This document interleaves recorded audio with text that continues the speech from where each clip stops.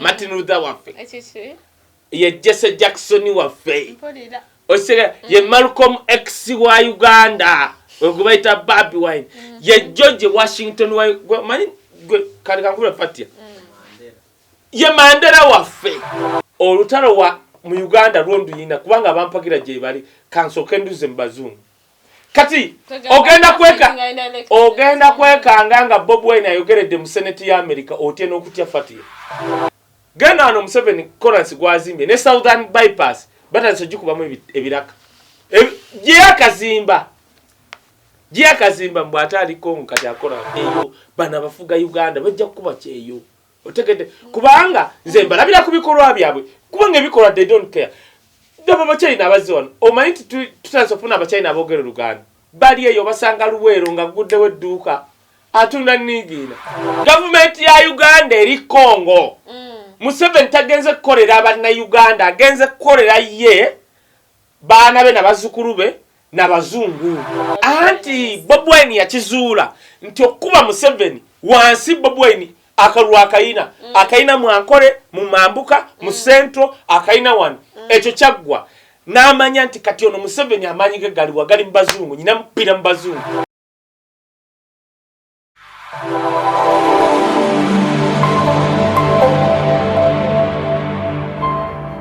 Alright, abalonje tubaniza ku fresh day anti mugamba mutana naje musinziro kupanga mutwe cyane I know kati mutanzo tani kanti fatia yes inkomi ombadde nagenda ko samwe batamba era ngenda bera ngamba werezanga bulijjo temugera kudamu kumyenzi ngene singode nengo nakola lendo era mpseno mukulu Kaye wisdom abenga twisiza mukubiche ebitambula mu gwanga ate ne mood za Valentine ndoza mula akabraka akambad nebato kungamba anti braka wa single Kaye wisdom utoro gamba nti noli mufumba matone kuno laba kepeta no yaga kunnemesa Mrs. I know many people yaga kunnemesa wano wamanzi weti gudu amano labako katumale gagenda necho nenga Kaye wisdom atubuze kate tukoma traye nakola tugenda kubanga twogera Fati yayanjira program nonozo boli mu lubiri je bogerera obwama bana omayengeri je yogera mutwakogeza amukono gwena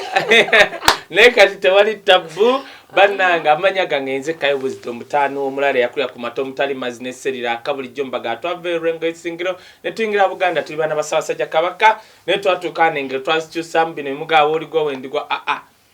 tumala kugwao Ssaabasajja Kabaka wa Buganda namunso nata bipingo nata kwata simu ya sembe no wasigalo bomu gomanye enswa kati gwe omanyi namunso ati abere omuzine ensene enswa muzirya buliye oba ebe zala buli dakika ebe zala tezigwa so Ssaabasajja Kabaka wa Buganda se Valentine oba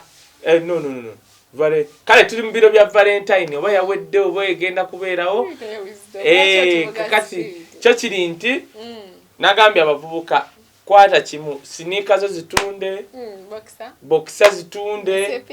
eje misipi jo tugamba ogitulaga jetolora gitijirika ebyuma gitunde okwate mwana muwalo oyo mugure ekirabo ate togenda noddira ebimuli bye bafukira okubo kwa Kampala nobinogano gakubanga olaba film nogenda oddira ebimuli nobizinga mbwa ate bako film ndaba DiCaprio ngakinoga wali nachi biri ebimuli bya Bulaya tebabifukira nebya Uganda jabbi kwatolete wano ngo omusajja abifukira ngono omusajja yenalemu yafa yachama ku Serena nafuka ati kati bya Serena byonna tolina nakyo jjako naifukira ojabbi kwato biwo mwana nga babifukira agenda akombeko bwa baby ondete dem alwaye typhoid atawona alwaye infection etawona bamutwale ku kitani so tuyambe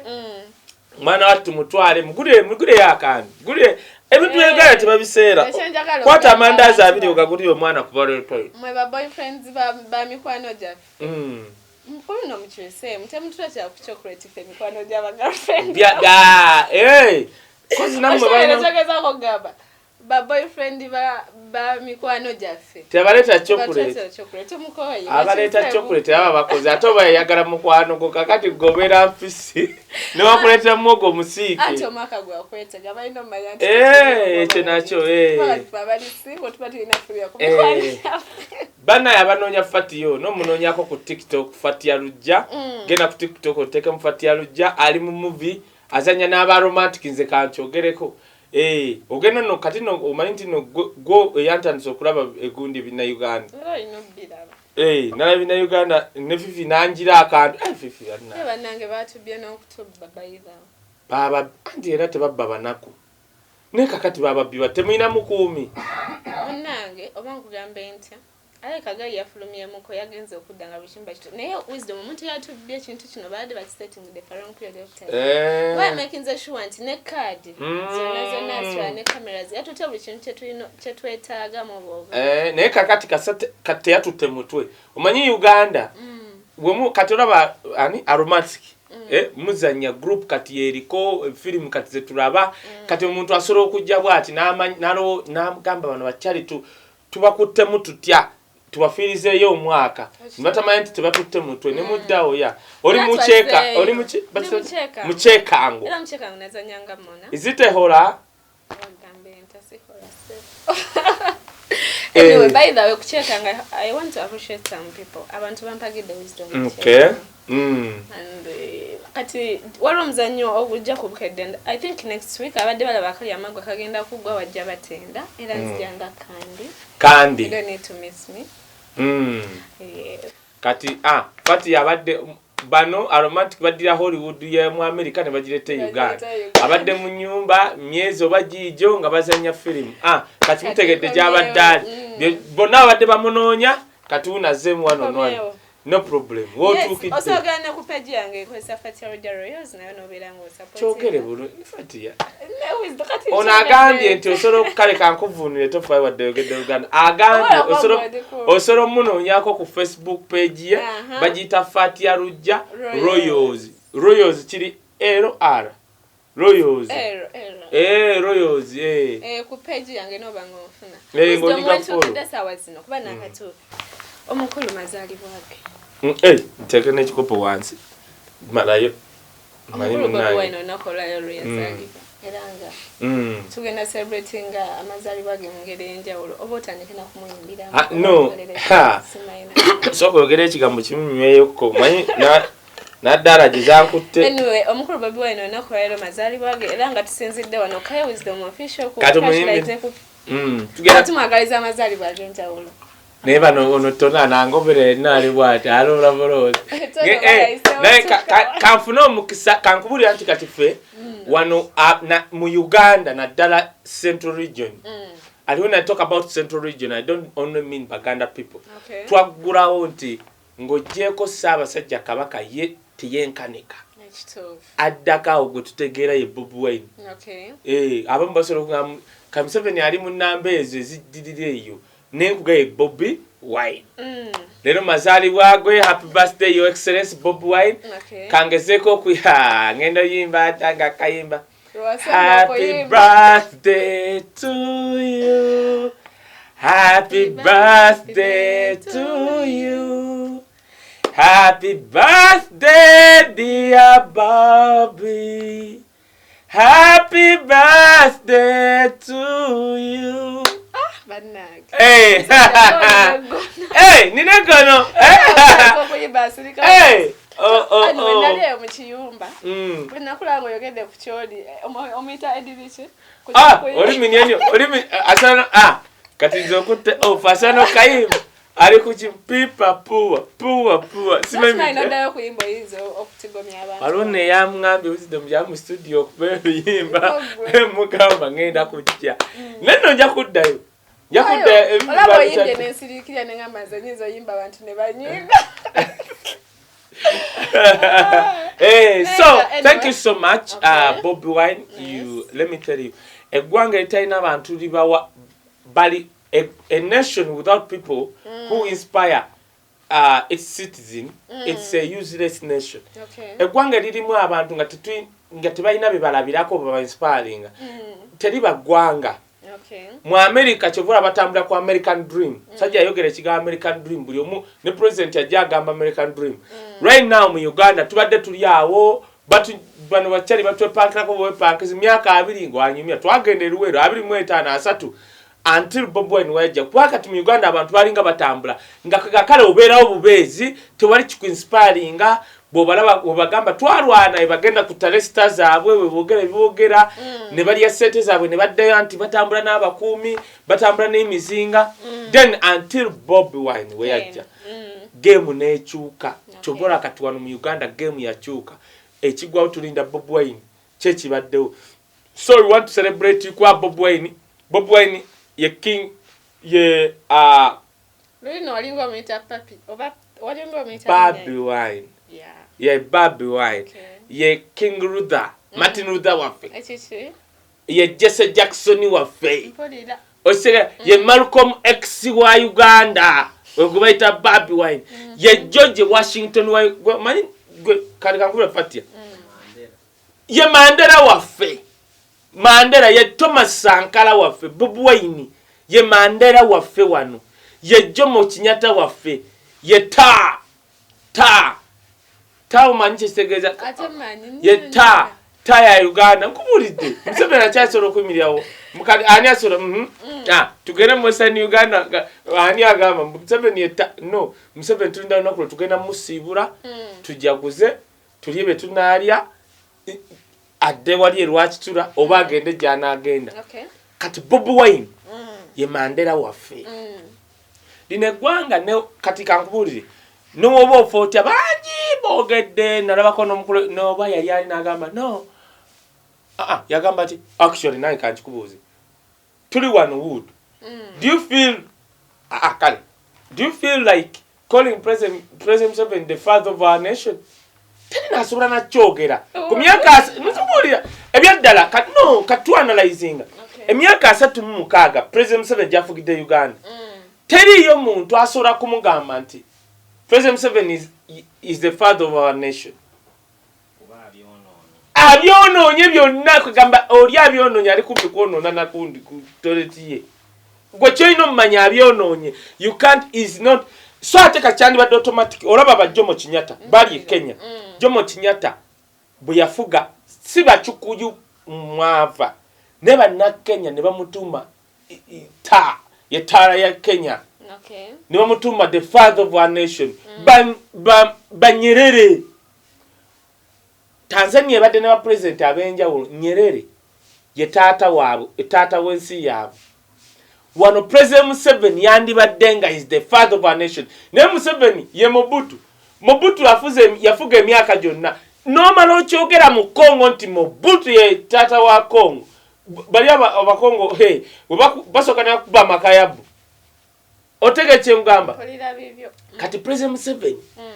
mu myaka awa abiri singa yagira ekintu abantu ne balonda nga byamazima naddewe n'atula abantu bandegambye yoyo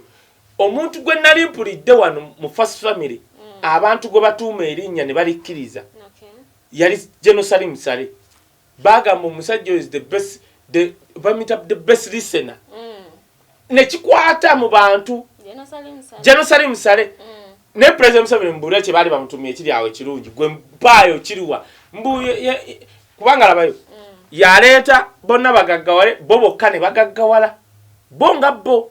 tosobola kulya nti bonna bagaggawale n'aleeta simanyi biti ayina ebintu byaleesereesa awo simanya prosperity for all simanyi biti bonna mbulira ebintu byaleeta aleeta buli dakiika ebintu tebikwata naye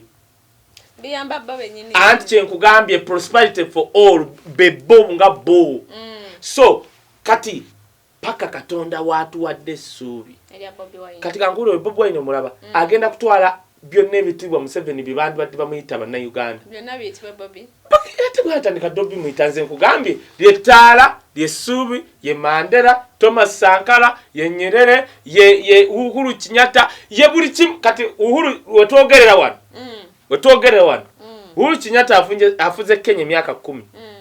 kanjogera ebintu bibiri byokka byakoze Kenya one akoze standard gauge railway yojimanyi wajiraba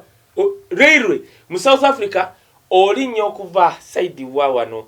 train ogirinye ne kuyingiza Cape Town nga nayo linga atalinye train Uhuru azimbye train lulinga okuva e Nairobi ogene mu Mombasa otwala the whole day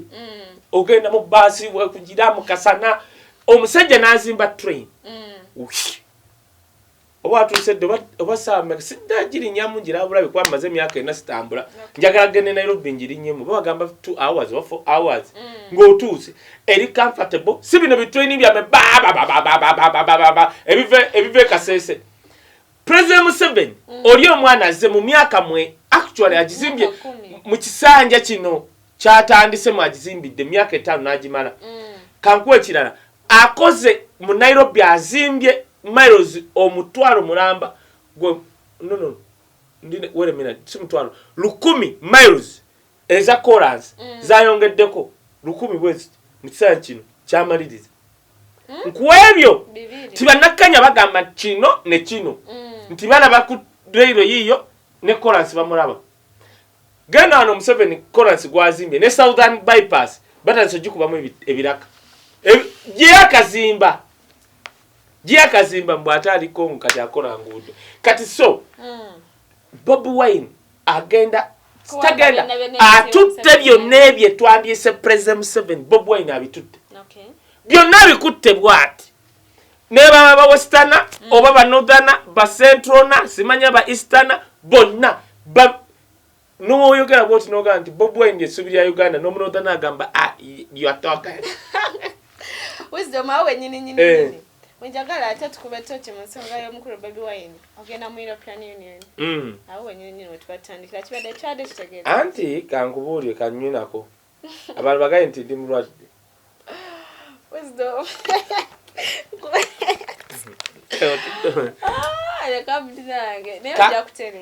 kakati kankubulye ekintu nalabye y'abakulembeze nga bajereka bagamba Bobi Wine ogenda mu European Union era anyedde mu kachai nenda bana balaba agambye actually kansoke nyonyole bwenti abantu mu Europe ensi za Europe zegatta bwe zegatta ne zikola ensemu wano obova wano ogenda mu Europe ofuna visa bagita Schengen visa ngosolo ogenda mu Germany France gwe kasoba nayo ogenda bugenzi so Bungereza yaftuka neva mu European Union of course ne right now bagala kuddayo kyava kono prime minister wabwe aliwo yabagamba nti Bungereza bafiirwa nnyo nga bali mu European Union kati bagenza okubala cost bwe baavaayo kye bafiiriddwa nga kinene nnyo ono musajja Johnson we yajja agamba nti abantu bave Poland ne bajja mu Bungereza ne bajja ne leba eri cheap osegedde kanagamba Abangereza nti bano bagenda kutta ensi yaffe aba Poland ajja bwati ne bakola emirimu kubanga jukira European Union zonna ensi wezeegattanga osobola otambula n'ogenda n'ogula ettaka n'ogula ennyumba n'obeera mwezi ensi mwena muli bali European nga kye baagala okukola mu East Africa nti katulina passport eri emu ya East Africa era zino enkadde zigenda kuba tezikola so tujja tutuuka nga munake newankubadde weekiri bannakenya bajja Uganda ne bagula n'ettaka teri abakwatako naye kwegenda Tanzania oba Kenya oligule ng'oli mu Uganda ojja kulaba ne bakwakati Uganda ba foreigner ne baba Sudan bazze wano ne bagula amataka ne batagobera principles za wano kubanga abatufuga they don't care they actually natandika okukiriza nti abafuga Uganda si bana Uganda tebafaayo gwokuva wano ogenda Southern Sudan tola Southern Sudan tujinyoma tosobola kugula ttaka fati oba mugwi bali munyonyawo ettaka lye baguze olimanyi genda bannakenya tokimanyi bannakenya be basinga muno n'amabaala agakabi naye gwe gende Kenya olabe kati abatufuga we baba they don't care balinayo ensi endala kirabika gye babeera kati no balinga abajja okukuba ekyeyo bana bafuga Uganda bajja kukuba kyeyo otegedde kubanga nze mbalabira ku bikolwa byabwe kubanga ebikolwa they don't care ndaba abachina abazze wano omanyi tutanze ofuna abachina aboogera Luganda kituufu katugenda tubadde tuli ku bayindi kati abachina abali mu Uganda bagenda kuweza akakadde bali eyo basanga Luweero nga guddewo edduuka atunda nigina ogenda kulanga batandise okutunda chapati gwe olabira na supermarket zone nti ezisinga kati ezisi z'abachina n'endala abachina bakolamu anti kati kubanga nze natandika okukkiriza abatufuga kirabika bagwira otegedde now kati Bobi Wine yayitiddwa mu parliament ya European Union teringa ya East Africa ya East Africa batuula ne banyimyamu ne basalawo emu tebikola mu European Union bagamba ekintu ne kikola. Yes Bungereza yavaamu. Nebwe yavaamu ziri zonna ensi ezisigadde one zirina ensi ze ziyamba era wano tulina office za European Union zituyamba ku siriimu obugabirizi bintu bingi mu education mu magye naki otegede kye ngamba. France etula ku G8 Security Council France ejoraba kati Bobi Wine bamuyita okugenda mu European Union okujja ne bamuwa n'omwaganyo okwogereramu nayogera bya human rights bye. First of all jukira bamulese nga bakimanyi nti si mukulembeze. Ekyo ekintu kiba kikulu kankubule Fatia kati kangereze Bobi Wine si takyali Bobi Wine nga Besigye kyakolanga. Besigye we yajjanga ng'agenda mu katale yeekalakaasa. Nga bakuba ennyanya z'abantu obutale naki nga nenkera akomawo nga bakuba tiya gas mugenda okujukiriza ng'emyaka 7 abawubi eje 3 nende bene bakoze tewali kintu kiringa munyagwa nane munyagwa nga inali bwati ne fesi eringa olujjo ng'ali ku kimu agamba oyo Bobi Wine opposition teriiwo twandwadde twekalakasa munyagwa ebbanga lyekalakasa ne Besigye nga bagenda mu butale Kaleeru mu 7 teyavaako weno tebalina na move gye bakola ku Museveni kati Museveni oyina mukuba mu ngeri y'amagezi etya nti amaanyi ga Museveni okuba president wa Uganda gali mu bazungu. Abazungu bakyalemeza Museveni kati gwe gy'obalumba Bobi Wine kyali mu kukola tyotyo agenze mu European Union ayogedde byayogera aleese evidence abazungu bagenda kukwata bwe bati ono omusajja fayiro gy'aleese bagikwate wali bagitereke basirike kyovola abantu abamu bagenda basi bafati yanga bakaddiye bakere enkya abazungu ne baga tugenda kwata omukulembeze we Uganda for 1 2 3 ku bujulizi nga balina bwe buti era gwe tokitwala nti Bobi Wine yagenze kunyumya mbunyumya mbwasirise luwedde tewali kantu ate bakoze bate Museveni takyatufuga tebakulya ebinusu bantu bangi abali mu Uganda wana abali mu majje ba minister tebakyagenda Bulaaya nga basinza ku reporting nga zino Bobi Wine yatutte ne byayogedde mu European Union otege kyengamba kati Museveni woba omulwanyisa engeri gyali nti abazungu be bakyamukuumidde wano kati Bobi Wine yasala amagezi naga olutalo wa mu Uganda lwondu yina kubanga abampagira gye bali kansoke nduze mu bazungu kati ogenda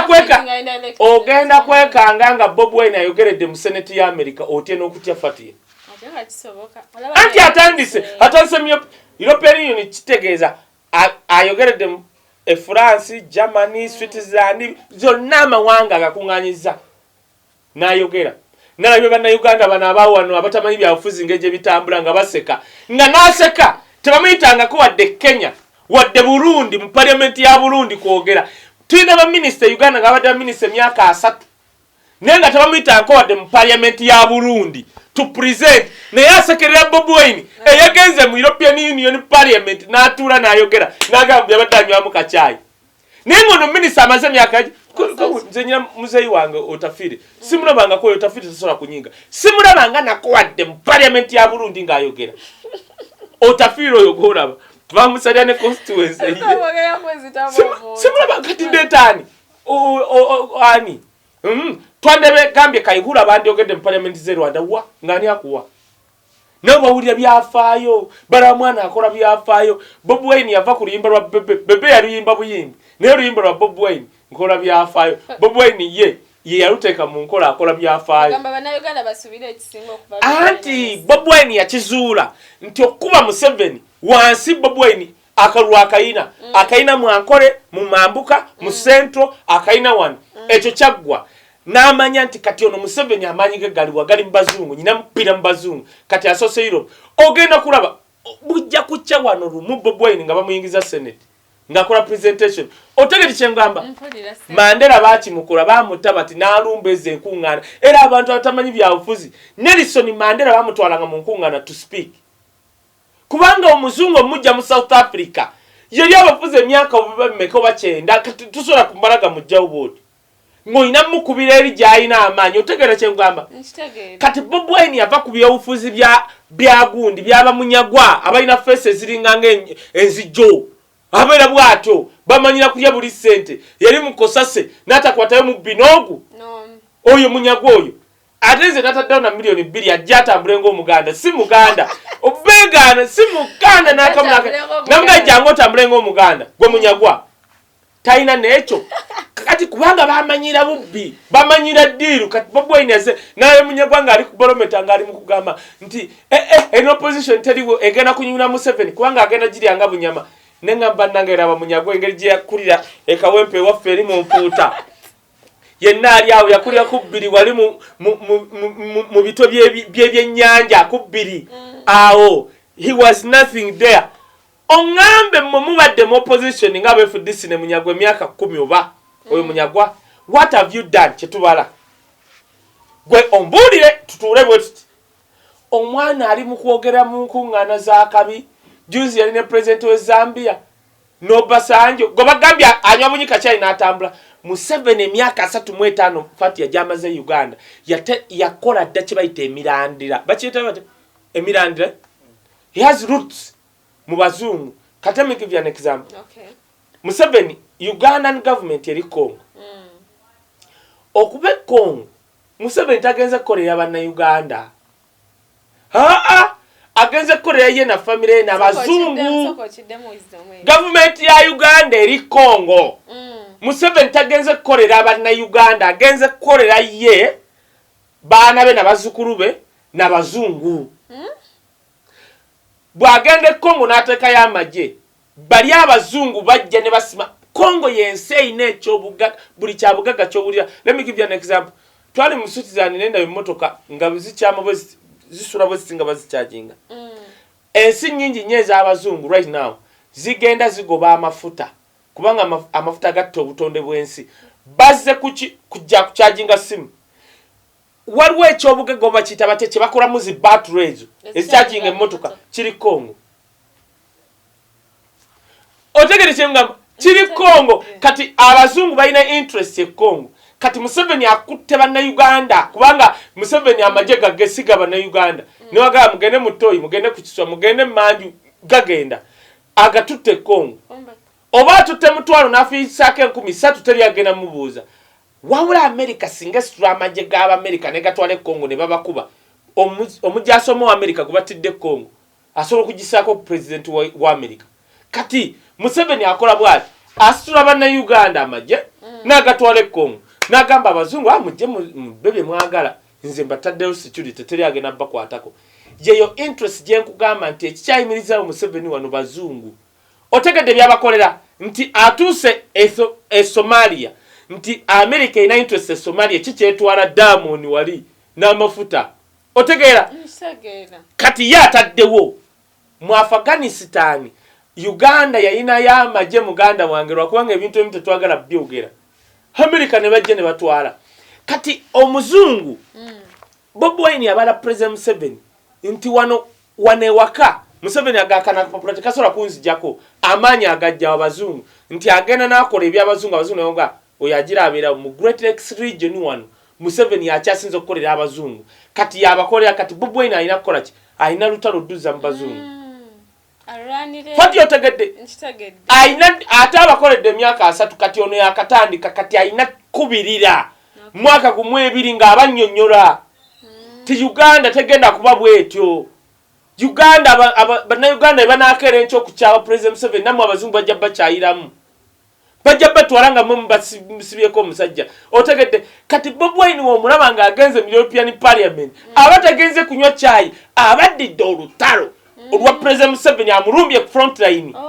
ono jajja amaanyi kati naye amurumbye ku front line Museveni abaya akavaawo ne bamuwa ebyuma bitya nono najja okuyiwa mu byayogedde obuugi kyovola nkugambye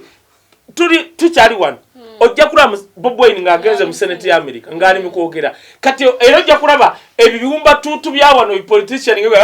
yagenze kunyumya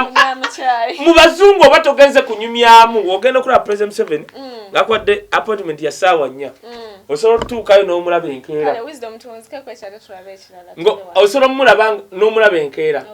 why this is Uganda ebulaya we bagamba nti ozize kulaba president wa America ku sawa nya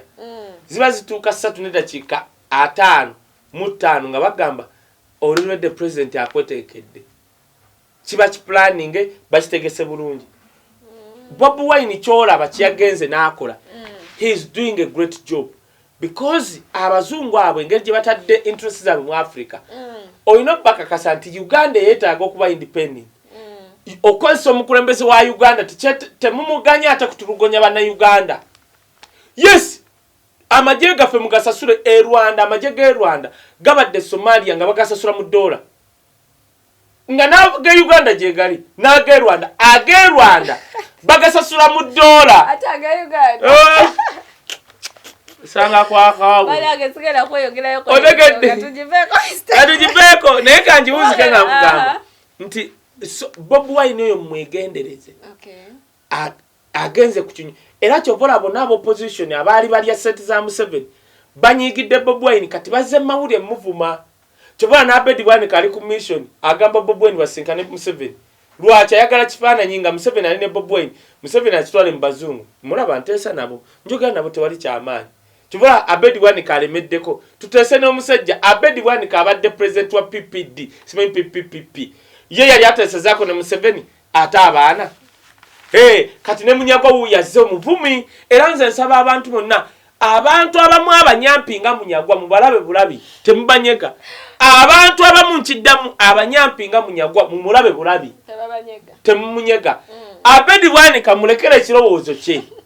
yagenda ateese kubanga president wa kibiina kiramba agenda ateese bwe bimulema temumunyega muleke ng'agenda ku CBS kubanga bajja muwa kankubulira ekintu kimufatiyo oli musiraamu nze ndi mulokole mu government ye NRM teri bantu basinze kuba diri 99.9% ba pastor bawa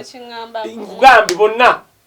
era batuna bano bagamu bwati bayogera mukama naye nga batunuza ko licho liwe bwati bayogera mukama ngamba batunuza ko licho President Museveni wafukibwa akamafuta tufuge paka ngatunuza akeri ne Museveni aba batunudde bwati kwanga abamanyi manyi ga mmerege gabogezi kubanga bwamala okuwa obunabbi nga bajja nga muzeeyi ati tulina ekizibu ky'ekkanisa saidi eri okuti nga bawaayo ebina otegedde bonna bonna kyobola abakule bapasa bawano like 98% bakuumiwa magye ga sefusi eyimu abalokola abalina Katonda ayina okukabwa ati naye oli naye wana naganze bukyambera osijjuka lunaku lwe nali mbaddonga mu nnyumba temuli mu eke bava ne ku pisto balina zi eke balinga abagenda mu lutalo lw'e Somali bonna balina zi eke era omusumbo ne church zafuuka zaabo osobola okuvaana mu church z'abalokole ffe twakulya ng'okuva bw'okimanyi ku TV nteyako n'empuliriza Dr. Serwadda n'ayogera n'abuulirana nengenda ku bazungu ba Clifford Dollar ba TD Jax ba Austin Joe Austin bwente nengenda maaso ba Road Pesile abasumba bawana fe twakuleyo watoto banga bakita KPC ngebera nzigure lwaku nebera nzigure ogenda no sabi actually KPC ndoza yi church osorogana ne bakukabira no yingira no sana otambula genda ku makanisa kana agabalo kola gasinga galiko security oze kola ki ate kati nze ku church atombuza nze kola ki sibula wano ngatsina bakusibula anyway eyo tuvudde omukolo Bobi Wine abantu ababise omukolo Haruna akyali mulamu abantu abambise Haruna akyali mulamu era abadde batandise okugamba nti bikino Haruna is alive nedda fati yo ina kyotategedde producer otugoba oba tukyaliwo fati yo ina kyotategedde Haruna ye muntu omusanyifu yasanyuse nnyo nga bamubise right Haruna yasanyuse first of all Haruna akkiriza mu buwango akimanyi nti mu buwango bwa Buganda singa bakerencha ne bakubika oba weyongera Kenya Haruna yabadde mu kamera zeni beza bananga bana mmwe mwakoze byo naye ngasanyu limutta bwe nabuze Haruna ngati okufa kale yo gatuvudde Haruna twetaga budde Haruna tubenga tunya ku nsonga ya MC Kasimirwa NBS omwana yayimba olimba nti bakabasajja banyuma ero katsoke tumule mbuumuzi tukome obukomi kweye embozi ne Haruna jogamu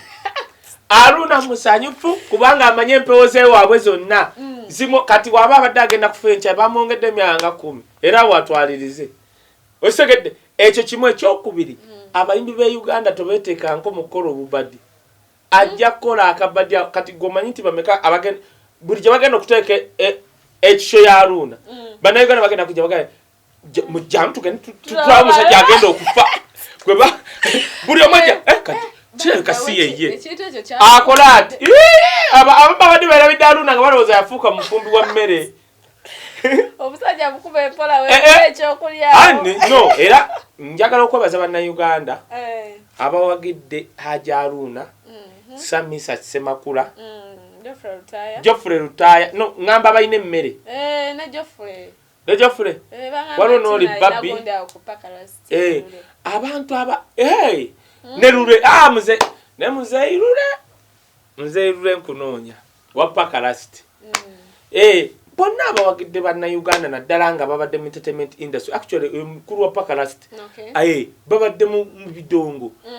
Keti yakola eri emunyonyi, yakola restaurant. Mwenna abawagidde muzeyi wa Keti, muzeyi Aruna, Samisa Semakula, Lule wa Pakalasiti, Geoffrey Lutaya, Jeff.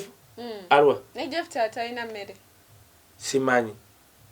Jeff ayina emmere. Kale bw'aba ayina emmere kikulu nnyo. Mwenna abawagidde bannayuganda because tekyandibadde kya nze wengenda bwe nti ewa Aruna okulya emmere. Ojjukira twali tukola byemukati ne baleeta emmere. Mpulira bulungi nnyo. Otherwise sandiwulidde kulaba muzeeyi Aruna oba Samisa Semakula ng'ali ku street asabiriza. So mwebale nnyo bannayuganda kubawagira. Mwebale nnyo. Era nze tubadde awo mu January December nga ndaba abasama bagenda wali ewa Misaki bajjaawo ku Pakalasiti bagenda nempulira essanyu. Yes, mwebale bawagira. Kale tubadde n'omukulu Kaye Wisdom. Thank you so much. Kubanga every time we tuna mu kamera ine ebintu ebizimba abantu bayirawe nabadde nyina comment gyensoma bayadde show kije wakola. Waliwo omuntu ali mugamba nti Kaye Wisdom is the reason why I'm still alive. Nti okyusiza nnyo obulamu bwe nti every time lwatuna ku shows so at least wabawo ekintu ekyenjawulo ekyokukola. Yes, waliwo messaging actually nagifuna nenjitaya ku status yange. Kale ebintu ng'ebyo bizaamuko. That's why tuba twebaza. Waliwo n'omuntu yangamba nti Wisdom walaabo n'abantu agamba nti oli stress killer waabwe. Ne mugambira nangamba omanyi kye bitegeeza nti nedda nanga kanfule Wisdom. Tuli ene e Bulaaya abamu twali twagwamu essubi ku bintu by'e Uganda. Ekyo kimu. Ekyokubiri oba e Bulaaya n'okomawo muzira nga gukubye nga mbutuufu feesi y'omaze wiiki namba otugubala. Kati bw'olaba Wisdom wanu n'oyiga n'oseka ogenda okera ku makya ng'obulya na bulungi. Yes, kati so thank you so nankubya wala bayi like kyechintu ekiruya dicholawo wuli ne wala bomuntu asokogera bwate Wisdom tyokyusiza obulamu bwe kiba kikulu nnyo mukubire nako kasimu ate nkubirako ng'olinako ku dola zogize sijja kukoma bagamba wamawuli sijja kukoma baga mpakire nga Wisdom enda kuwagirako bwendi nabagamba namba yange eri 070 ana mu mwenda ana 39 0701 49 40 39 kuba video bot ku WhatsApp eri ku WhatsApp basi bot ku WhatsApp ogayo no Kaye Wisdom tomara saga nakowa bine byokulya Wisdom nawadde gundi sente nawadde gundi nestatuka ebyo nabikowa yeye namba yange gikube gamba soko ogende ku video Wisdom yatugamba nsoka kuba ne nkulaba obako Wisdom nja kunyiga bwenti nze nchekwata ngayinze Kaye Wisdom tulabe biddako ntumirako abaana bawala bakoze company ya Uganda Movers Services ya Kabinyo bo basengula busenguzi bantu tujja kuba tubaleeta ko one time batunyonyole nebye bakola baana balokole bali yabo wano manyinze actually wabangawo omuntu yenna ayagala nga inetafali ensoro kuterako nkubira ku simo nonyi naddala baana abawala nga mutandise business za Wisdom asomane namba ene omuntu enabera munonya ku page yo kwelo so genda Kaye Wisdom no banga ofune namba yo ku page kuba ndaba nnyo some comments ngomuntu agamba I'm looking for Kaye genda ku page obenga ofune namba yo muteka ko direct Facebook page bayita Kaye Wisdom kuli Kaye namba gyensoma buli social handles zange ziri Kaye namba Kaye Wisdom